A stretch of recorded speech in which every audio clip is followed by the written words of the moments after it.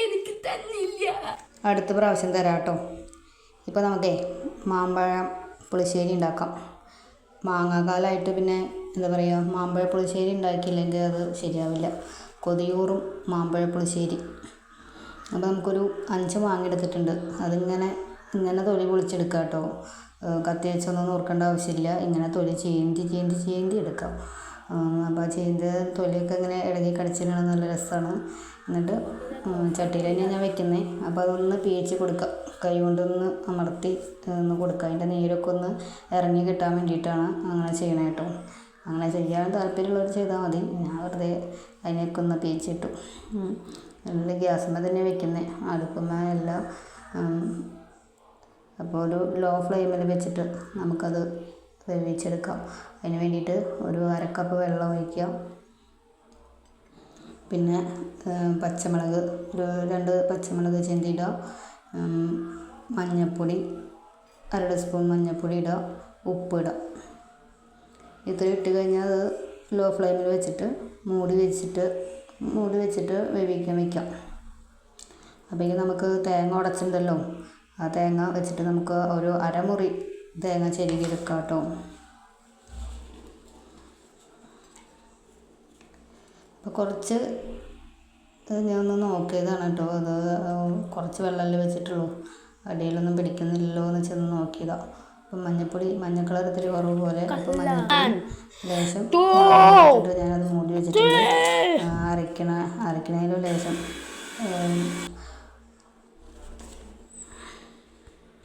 ജീരകം ഇട്ടിട്ട് പുളിയില്ലാത്ത തൈര് ഒഴിച്ചിട്ടിട്ട് അരപ്പ് തയ്യാറാക്കുക. നല്ലതായിട്ട് നമ്മൾ കാളനൊക്കെ കുറുകണ പോലെ നന്നായിട്ട് കുറുകിയുള്ള അരപ്പ് എടുക്കുക.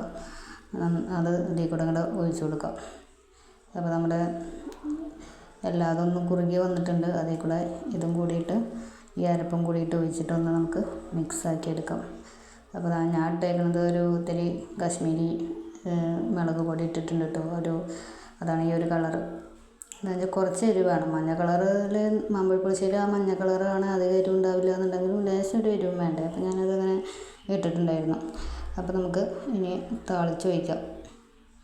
അപ്പോൾ ആദ്യത്തെ ഹെൽപ്പറായിട്ടുണ്ട്. അവനെ ചില സമയത്ത് ഇങ്ങനെയൊക്കെയാണ്. അവൻ്റെ ബുക്ക് പൊതിയണ പോസ്റ്റൊക്കെ ഇട്ട കാരണം അവന് എൻ്റെയിലും ഇങ്ങനെയൊക്കെ കുറുമ്പ് കാണിക്കട്ടെ എന്ന് പറഞ്ഞിട്ട് വന്ന് നിൽക്കണതാണ് കേട്ടോ. അപ്പോൾ അത് കാര്യമാക്കണ്ട.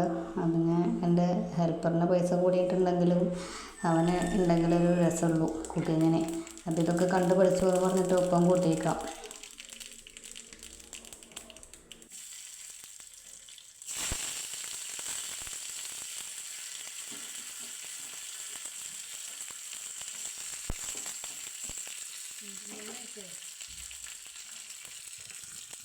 അപ്പോൾ കടുകൊക്കെ താളിച്ചു. ഇനി നമുക്കിതിലേക്ക് ഒഴിക്കാം കേട്ടോ. നന്നായി ഇങ്ങോട്ട് ഒഴിക്കാം. കടുകും വേപ്പിലയും വറ്റൽമുളകും. ഞാൻ നെയ്യിലല്ല കേട്ടോ കാച്ചിയത്, വെളിച്ചെണ്ണയിൽ തന്നെയാണ്. നെയ്യ് ഒഴിക്കേണ്ടവർക്ക് നെയ്യിൽ കാച്ചാം, അത് നല്ലതാണ് കേട്ടോ. ഇപ്പോൾ നെയ്യിൻ്റെ മണമൊക്കെ ഇഷ്ടമില്ലാത്തതുകൊണ്ട് അങ്ങനെ ആക്കിയില്ല. അപ്പോൾ അതേ ഇങ്ങനെ ആയിട്ടുണ്ട്, നല്ല കുറുകി വന്നിട്ടുണ്ട്. അപ്പോൾ ഇങ്ങനെ കാണുമ്പോൾ തന്നെ കഴിക്കാൻ തോന്നുന്നു. വേപ്പില മരം ഒടിഞ്ഞ് വീണ കാരണം കുറച്ചധികം വേപ്പില ഇട്ടു, അതാണ് വേപ്പില. അപ്പോൾ ഞാൻ ചൂടാറുള്ളത് ഒഴിച്ച് വയ്ക്കാം കേട്ടോ.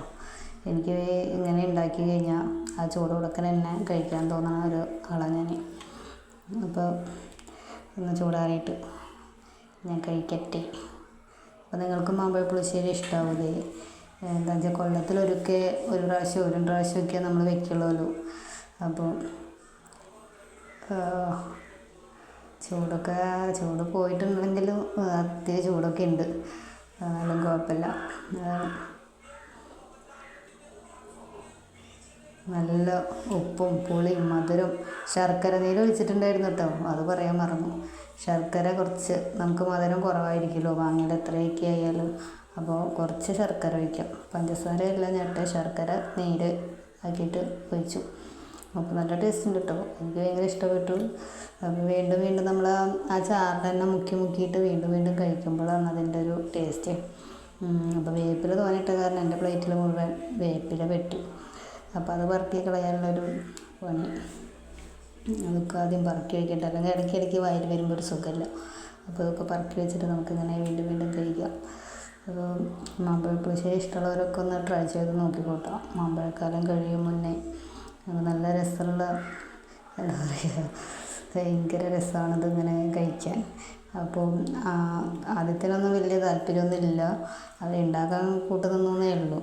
അപ്പോൾ ഇതിലത്തെ എല്ലാ മാമ്പഴവും എനിക്കുള്ളത് തന്നെയാണ്. ഒരെണ്ണമൊക്കെയാണ് ചിലപ്പോൾ, ഇപ്പോൾ ബാക്കിയൊക്കെ ഞാൻ തന്നെ അങ്ങനെ കഴിക്കണം.